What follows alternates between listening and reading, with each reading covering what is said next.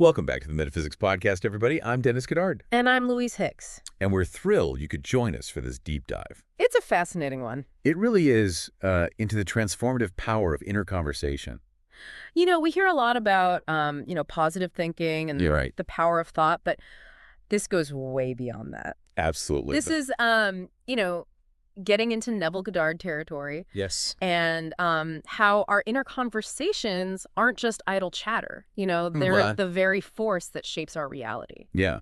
Okay, so let's maybe unpack that a little bit. What do we actually mean by inner conversation? What is that exactly? It's that constant stream of thoughts, like the silent dialogues we have with ourselves all day long. Yeah.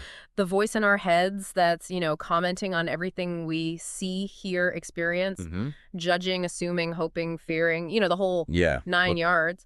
Okay, so how can something as intangible as our thoughts actually have that power to create our external reality? Well, that's where Neville Goddard comes in, right? Right. His whole teaching revolves around the idea that consciousness is the ultimate reality, the source of all creation. And he says our inner conversations are the language of consciousness. Okay. It's how we interact with and mold that reality. So it's not just about, like I said, thinking positive thoughts. It's about understanding that those thoughts are a form of energy. Exactly. That creative force that can actually manifest in the physical world. He even goes as far as to say that our consciousness is God. Okay. Which, a lot of people kind of, Yeah, raises eyebrows. Yeah, they bristle at that. But it becomes really profound when you understand it in the context of inner conversation. Right. It's not about some external deity. It's about that divine creative power that resides within each of us. Yeah.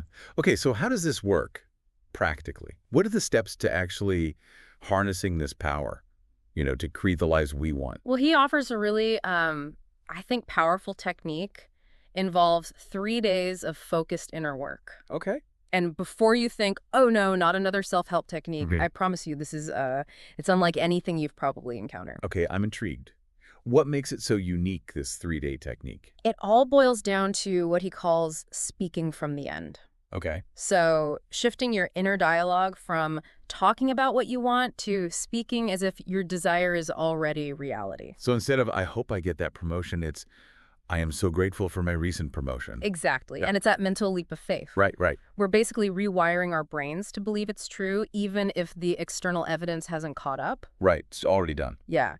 And this is where it gets really interesting because he suggests that doing this, when done consistently for 3 days, it sets these powerful forces in motion that actually align your reality with your inner vision. 3 days, huh? Is there something significant about that number? It's about completing a cycle, like establishing this new pattern in consciousness. Okay. Think of it like a divine gestation period. Interesting. Time for your desires to really take root in your subconscious mind. Okay. And start blossoming out in the physical world. So during those 3 days, how do we make sure that those inner conversations are really aligning with our desires? Right. Do we just walk around repeating affirmations all day long? Well, affirmations are a good starting point, but it goes deeper than that. Okay. It's about being mindful of every thought that pops into your head. Right. And consciously choosing to only entertain the ones that support your desired outcome. So are we talking about suppressing those negative thoughts then? Not necessarily. It's more about recognizing that each thought has creative power and choosing to cultivate the ones that empower you rather than limit you. Okay, so let's say a negative thought pops up, like I'll never be able to afford that dream house. Yeah. How do we handle that? That's where revision comes in. Okay. Goddard emphasizes that we actually have the power to revise any thought that doesn't serve us. So instead of dwelling on that limiting belief, you immediately replace it with a statement that reflects your desired reality. Like, I am so grateful for my beautiful new home. So we're acting as editors of our own mental movies. Exactly. Constantly refining the script. Yeah. To reflect the reality we want. Yes. And the more we practice this, the more we strengthen those mental muscles. That's pretty cool. Right. Yeah. Getting conscious control over our thoughts and ultimately our lives. Yeah. This is, I got to say, this is fascinating stuff. It also sounds like a lot of work. It does require effort, Right. There's no denying that. But think about the alternative, Right. If we don't take control of these conversations, Right. we become victims of our own unconscious programming, just allowing those limiting beliefs and fears to dictate our reality. That's a powerful point. Mm. Yeah.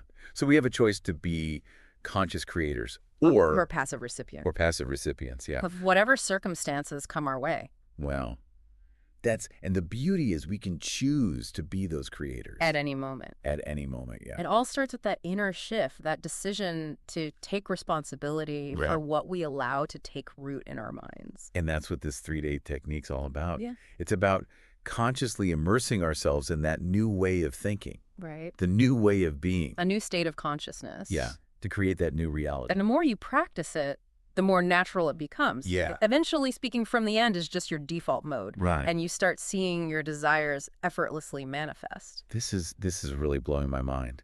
So we've got this concept of speaking from the end, the power of revision, and this crucial 3-day cycle. Is there anything else we need to know to really master this? There is. And that's what we'll dive into next time in the next part of our deep dive. Okay. We'll explore the role of feeling, the power of gratitude, and the importance of being specific Okay. in shaping our reality. Wow. I am hooked. Listeners, you will not want to miss part 2, where we delve even deeper into this. Yeah. Trust me, this is just the tip of the iceberg. It is.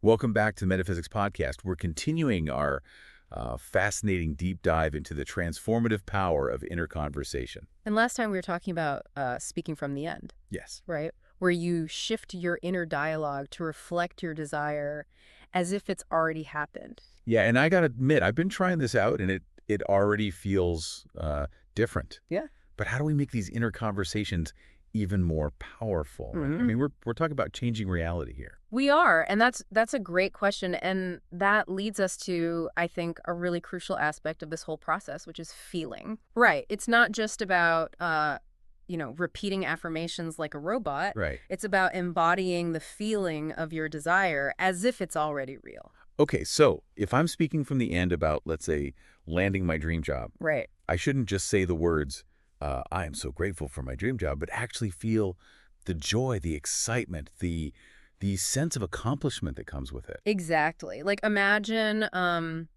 it's like method acting for your reality. You're not just reciting the lines, you're stepping into the role of the person who already has what they desire. Yeah, so it sounds a little bit like fake it till you make it, but with a little more depth. I would say it's more like feel it till you become it. Okay. The feeling is the key. Mm-hmm. That unlocks the power of your inner conversation. It's that energy that aligns your inner world with your outer experience. Yeah, I'm starting to see how powerful this could be. But what about those times when doubts and fears creep in? Mm-hmm. How do we handle those without, just suppressing them? Well, remember revision. Right. It applies here too. So instead of trying to push away those negative feelings, you acknowledge them. Okay. And then you consciously choose to shift your focus to the feeling that you want to experience. Okay, so if I feel this wave of fear about, failing at my new venture, right, I don't ignore it, but I immediately remind myself of that feeling of confidence and success. Yeah, you're essentially retraining your emotional responses. Interesting. Rewiring your nervous system to align with your desired state. Okay, I'm getting this. But how do we make those feelings even more potent? Is there something that can amplify the power of those inner conversations? There is, and it's something we often take for granted, but it's incredibly powerful, and that's gratitude. Oh, gratitude, yeah. I've heard so much about the power of gratitude, but how does that specifically relate to inner conversation? Well, gratitude is like a supercharger for your inner conversation. It shifts your focus from what you lack to what you already have, even if it's just in your imagination at this point. Right. So by feeling grateful for what you're manifesting, you're sending this powerful signal to the universe that you're ready to receive it. So instead of saying, I wish I had more money, right, I would say, I am so grateful for the abundance that's already present in my life. Exactly. And actually feel that gratitude as if that money is in my bank account. Yes. And the key here is to feel that gratitude with all your senses. Okay. Like, imagine what it would be like to have that abundance. Right. What would you do with it? How would it feel? The more vividly you can feel it, the more powerfully you're aligning your energy with your desire. This is starting to sound a little bit like magic. Are we talking about manifestation here? It is a form of manifestation, but it's not about wishing upon a star or hoping for the best. It's about consciously working with the creative power of your mind Right. to shape your reality. So gratitude's a key ingredient. Yeah. And I'm guessing there's more to it. Are there specific ways to practice gratitude that make it even more effective? Absolutely. One really powerful technique is to weave gratitude into every part of your day, Okay. especially before you go to sleep. Okay. So as you're drifting off, flood your mind with gratitude for all the good that you already have, including the things you're still manifesting. So it's like a bedtime story for your subconscious mind, planting those seeds as you fall asleep. Exactly. Setting the stage for your dreams to become your reality. I love how practical this is, right? We're just talking about changing our lives, but the steps are so simple and doable. They are. And it's not about being perfect or never having negative thoughts or feelings. Right. It's about developing a conscious awareness of your inner world. Right. And choosing to focus your attention on what you want to create. So we've got feeling, we've got gratitude. Anything else we need to know about crafting those powerful inner conversations? Yes. Specificity. Vague inner dialogues yield vague results. Right. The more specific you are about what you're grateful for and what you're calling into your reality, the more powerfully you shape your experience. Okay, so instead of just saying, I'm grateful for my wonderful life, I might say, I'm grateful for my loving family, my fulfilling career, and my beautiful home. Exactly. And the more details you can add, the more real it becomes in your mind, and the more readily it can manifest. I'm starting to see how all these pieces fit together. Yeah. Speaking from the end, feeling the reality of our desires, cultivating gratitude, being specific. It's like we're building this powerful internal structure that supports the manifestation of our dreams. That's a great analogy. And as we become more skilled at constructing that internal structure, we gain this sense of mastery over our lives. This is incredibly empowering. But we're running out of time for this part of our deep dive. What else can we expect to explore in the final part? In part 3, we're going to discuss the 72-hour cycle of transformation. Okay. This crucial period when your inner work starts to really take shape in the outer world. Okay. And we'll also delve into the importance of belief and expectation in manifesting your desires. Wow, I can't wait to hear more about this.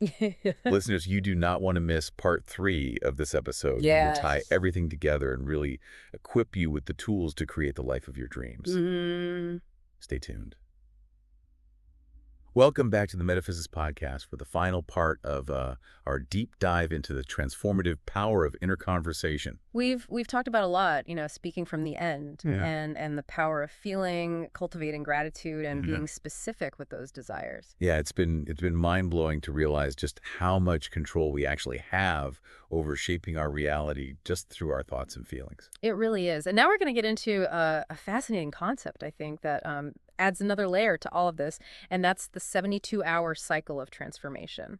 Okay, 72 hours, that's 3 days, right? Yeah. Is that connected to the 3 days of focused inner conversation that we talked about? Precisely. It's not just a random number. It's the culmination of those 3 days of intense inner work. Okay. So once you've really fully embraced your desired state in consciousness, this 72-hour cycle kind of kicks in, and things start to shift in a very tangible way. So it's like we've planted the seed, nurtured it with feeling, with gratitude, and now we're entering this crucial period where it starts to sprout. Beautiful analogy. And just like a seed, it needs time and the right conditions to germinate. Right. So do our desires, right? They need time to take root in our subconscious and manifest in our physical reality. So what exactly happens during those 72 hours? Right. Is it just a passive waiting period, or is there something that we need to be doing? It's not really passive waiting. It's more like active allowing. Oh. You've done the work, you've set the intention, and now it's about trusting the process. Okay. Allowing the universe to orchestrate the perfect manifestation. So no more second guessing, no checking for results every 5 minutes. Exactly. Detachment is key here. You've already claimed your desire as reality. Right. So there's no need to cling to it or worry about how and when it's going to show up. That makes sense. But what if things seem to be getting worse during those 72 hours? What if challenges arise that, seem to contradict our desires? Right. Well, that's a common experience, and it's important not to panic. Remember, the outer world is always reflecting our inner world. Mhm. So as we're going through this profound transformation consciousness, Right. there might be, some upheaval in our external reality Okay. as old patterns and beliefs dissolve to make way for the new. So those challenges aren't a sign that we're, doing something wrong, Right. but they're actually a sign that things are shifting. Exactly. It's like shaking a snow globe before the beautiful scene settles. Right. Everything gets stirred up. Right, yeah. It's all part of the process. So we don't resist those challenges. We ride the wave, trusting that the snow will settle into that perfect picture. Precisely. And remember, this 72-hour cycle, it's a law of consciousness, just like gravity. Okay. It's operating whether we believe in it or not. So even if we doubt or we get discouraged, Yeah. the process is still unfolding behind the scenes. Absolutely. But here's the thing. Our awareness of this 72-hour cycle can actually enhance its effectiveness. Okay. So when we understand what's happening, we can consciously choose to align with that process, to surrender to the unfolding rather than resisting it. So knowledge is power in this case. It is. Knowing about this cycle allows us to approach challenges with more grace, Right. more understanding. We can see them as part of that necessary reorganization rather than setbacks or failures. Yeah, that's a huge shift in perspective. Yeah. So how do we practically work with the 72-hour cycle? What can we do to support the process? Well, it all comes back to maintaining the state of consciousness that we've cultivated during those initial 3 days. Right. Continuing to speak from the end, feel the gratitude, Mm-hmm. revise any negative thoughts that creep in. So we're essentially reinforcing that new blueprint that we've created. Exactly. And it's helpful to remember that every thought, Right. every word, every action during those 72 hours, it's either aligning with our new assumption or contradicting it. Okay. There's no neutral ground. So we need to be mindful of our choices, our reactions, Yeah. our overall state of being. Precisely. And here's a powerful tip.